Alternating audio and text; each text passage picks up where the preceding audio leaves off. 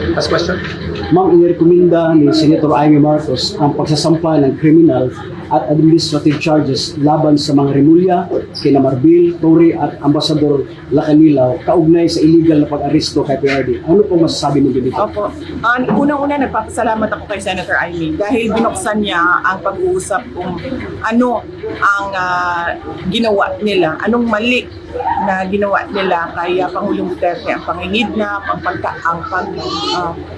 pagkawat sa iyahan, no? Dinhi sa ato ang nasod. Nandako kayo magpasalamat.